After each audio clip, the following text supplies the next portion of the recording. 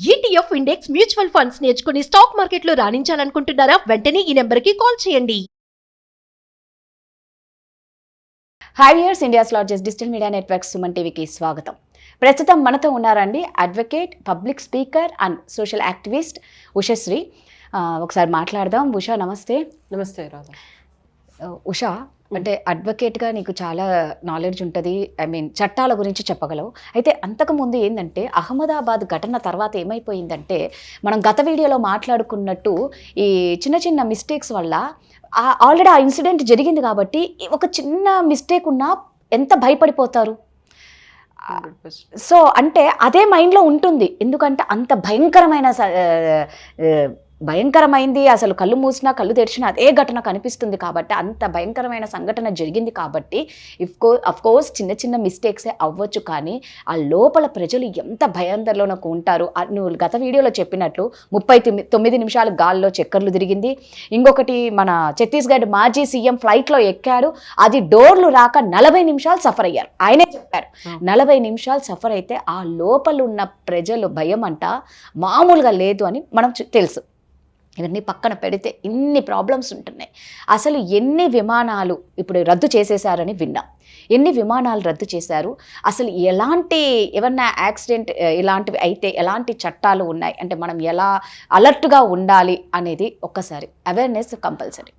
Especially Air India flights అయితే 8 flights రద్దు చేశారు.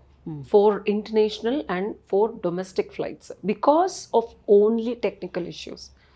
ఇంత ఇబ్బంది జరిగింది కాబట్టి they are really worried and concerned about the human life. Because so Air India వాళ్ళు చాలా చాలా చాలా అప్రమత్తం అని చెప్పాలి. ఎందుకంటే ఎంతోమంది జీవితాలు, ప్రాణాలు వాళ్ళ చేతుల్లో ఉన్నాయి. ఆ ఫ్లైట్లో ప్రయాణికుల చేతులు అంటే వాళ్ళ జీవితం వాళ్ళ చేతిలోంచి జారిపోద్దన్న క్లారిటీ ఎవరైనా ఉంటే ఎవరు ఎక్కరు కాబట్టి. So 8 total flights, 4 international 4 domestic. ఒకటి Dubai to Chennai and Dubai to Hyderabad flight has been cancelled. Delhi to Melbourne and Melbourne to Delhi of Air India flights కూడా క్యాన్సిల్ చేయబడింది. ఓకే. అండ్ ఇంటర్నేషనల్ ఫ్లైట్స్ ఒక ఎత్తు అయితే, డొమెస్టిక్ విత్ ఇన్ మన ఇండియాలో ట్రావెల్ చేసే ఫ్లైట్లు కూడా ఒక 4 రద్దు చేశారు. Pune to Delhi, Ahmedabad to Delhi, Chennai to Mumbai and ఇంకొక ఫ్లైట్ రద్దు చేశారు. అండ్ ఇంత ఇమాజిన్, ఒక అరగంట సేపు ఫ్లైట్ తలుపులు ఓపెన్ అవ్వకపోతే, అండ్ దట్టు ఎక్స్-సీఎం గారు ఉన్నారు అందులో. అసలు రీసెంట్గా జరిగింది అండ్ ఇంతమంది చనిపోయారు. వాళ్ళు ఒక అరగంట సేపు చావు అంటే ఎంత పానిక్ సిచ్యువేషన్కి వెళ్ళుంటారు. సైకలాజికల్గా అంత బేసిక్, డోర్లు ఓపెన్ అవ్వకపోవడం, డీజిల్ అయిపోవడం, గాల్లో ఇప్పుడు గాల్లో 39 నిమిషాలు తిరుగుతున్నారు అంటే వాళ్ళు దూకేయాలా? ఎగ్జాంపుల్ అంటే ఇప్పుడు అంతకుముందే రీసెంట్ యాక్సిడెంట్ అయింది. సో ఒక అబ్బాయి దూకటం వల్ల బతుకున్నాడు, మనం న్యూస్ చూస్తున్నాం. ఎంతో మంది పైనుంచి ఎలా దూకుతున్నారు అంటే మంటలతో వాళ్ళని కాపాడుకోనికి కాళ్ళు ఇరుగుతాయా, చేతులు ఇరుగుతాయా, దూకేస్తున్నారు. అసలు ప్రాణం అదే. ఇది చాలా అంటే, నేను 4 years back there is aviation loss.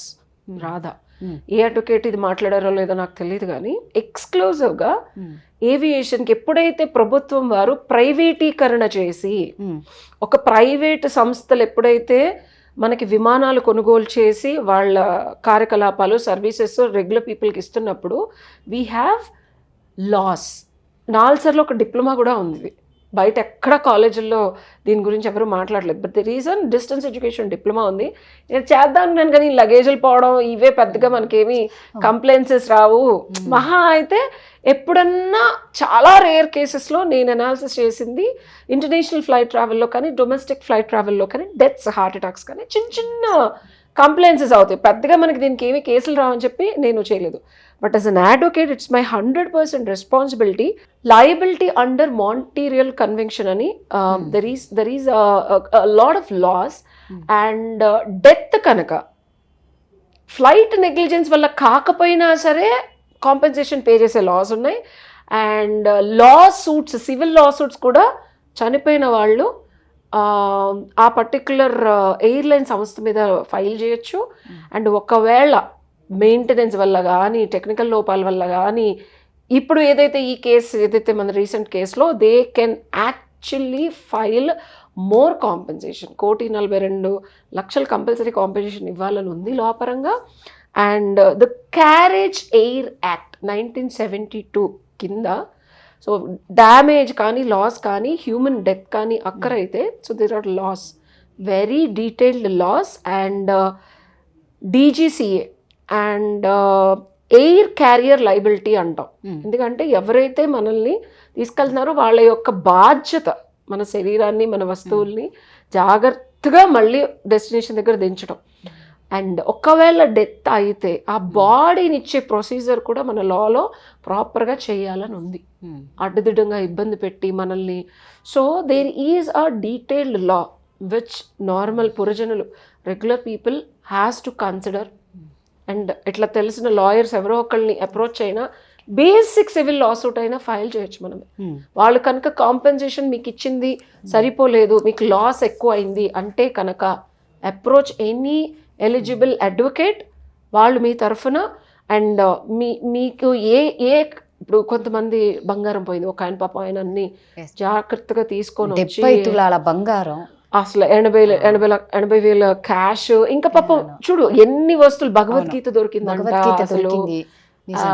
ఆయన నిజంగా కాళ్ళు మనం ఆయనకి ఈ రోజుల్లో ఎవరు 1000 రూపాయలు 100 రూపాయలు దొరికినా ఎవరు అట్లాంటిదే నిజంగా ఆయన కాళ్ళు కూడా నెత్తి మీద వేసుకోవాలి. ఆయన ఎంత బాధ్యతగా. యాక్చువల్గా మనం చాలా కేసెస్లో క్యాన్సిలేషన్ ఆఫ్ ఫ్లైట్ సడన్గా అవుతాయి, మనకి ఇది ఇంపార్టెంట్ పని ఉంటుంది, డిలేస్ అవుతాయి, అది కూడా కేసెస్ వేయచ్చు. అబ్బా అవన్నీ ఎందుకులే అని చెప్పి మనం వెళ్ళాం. అంటిల్ దెర్ ఈజ్ ఎ తీవ్రత డెత్ వచ్చేటప్పటికి. సో బేసిక్ ఇన్ఫర్మేషన్ ఇవాళ రేపు అందరికీ తెలుసు, గూగుల్ ఏలో వెతికితే దొరుకుతుంది. But approach a proper lawyer. మీకు కనుక అన్యాయం జరిగింది, మీకు నిజంగా అంటే వాళ్ళు ఇచ్చిన కాంపెన్సేషన్ ఇది అవ్వట్లేదు కనుక you can actually go and file a case against airlines of delays, of death, of missing any of your items. And ఇవన్నీ పక్కన పెడితే రాదా technical issues, especially Air India 8 ఫ్లైట్లు ఆపింది అంటే అసలు ఎన్ని ఫ్లాస్ ఉన్నాయి. అంటే ఇంత విపరీతమైన పరిస్థితి జరిగితే తప్పించి మీరు వెతుక్కోరా? అంటే జనాలు అంటే ఇది జరగకుండా ఉంటే, ఇప్పుడు ఇమాజిన్ ఇది జరగకుండా ఉంటే ఆ 8 ఫ్లైట్లు ఫ్లై అయ్యాయా? అంతే కదా, ఇంకా ఎంతమంది ప్రాణాలు కోల్పోయేవాళ్ళు. అంటే ఇంత పెద్ద విపత్తు జరిగితే తప్పించి మీకు నొప్పి తెలిసి చిన్న చిన్న మైనరేలే, చిన్న చిన్నది ఏముందిలే వెళ్ళిపోదాం అని అంటే ఎట్లా చెప్పు? సో లా పరంగా కూడా ఇప్పుడు నిజంగా ప్రజలు అడ్వకేట్ల దగ్గరికి నిజంగా వస్తే కూడా మేము వేసే కేసులను బట్టి అట్లీస్ట్ వాళ్ళు కూడా భయపడతారు. ఎందుకంటే ఇట్లాంటివి జరిగినప్పుడు యూ హ్యావ్ టు గళమెత్తి గొంతెత్తి. ఇప్పుడు మనం ఈ వీడియోలు నువ్వు అడగగానే నేను చేయడానికి కూడా లా అనేది ఏవియేషన్ లా ఉంది, దాన్ని గట్టిగా పట్టుకొని మీరు బోర్డింగ్ లేట్ అయినా డిలే అయినా మీకు చెప్పకుండా ఇష్టం వచ్చినట్టు బిహేవ్ చేస్తారు ఎయిర్పోర్ట్లో. ఎందుకైందో తెలీదు, 3 గంటలు 4 గంటలు 8 గంటలు ఇంకోసారి మనకి ఎందుకు వచ్చిందో వెళ్ళిపోవద్దు. మీరు అప్పుడే కనుక మీరు ఎందుకు ఆపుతున్నారు అని చెప్పి గళమెత్తి క్వశ్చన్ చేసో, లేకపోతే మీ రైట్ ఏంటి, మీ టైంని అనవసరంగా ఎందుకు వేస్ట్ చేస్తున్నారని చెప్పి మీరు కనుక మాట్లాడగలిగితే డెఫినెట్గా దీనికి సొల్యూషన్ దొరుకుతుంది. అండ్ ఒక 100 కేసులు 100 1000 1,00,000 అయితే టెక్నికల్ ఇష్యూస్, మెయింటెనెన్స్ ప్రాపర్గా చెక్ చేసుకొని quality of travel, reliability on an air craft కూడా పెంచుకోవచ్చు. ఎవరైనా సరే డబ్బులు లేకపోతే మూసేసుకుంటారు. మీరు ఇన్ని కేసులు వేస్తే maintenance issues, delays of flights ఎక్కువ ఇందులోనే జరిగింది, ఇండిగో అండ్ ఎయిర్ ఇండియాలోనే జరుగుతాయి. So when you civil rights మనం కనుక ప్రాపర్గా చూసుకుంటే డెఫినెట్గా వాళ్ళు జాగ్రత్త పడి మెయింటెనెన్స్ ప్రాపర్గా చేస్తారు. This is what I want to tell. ఖచ్చితంగా దీని గురించి అందరూ ఒక అవేర్నెస్ అందరికీ రావాలని కోరుకుంటాము.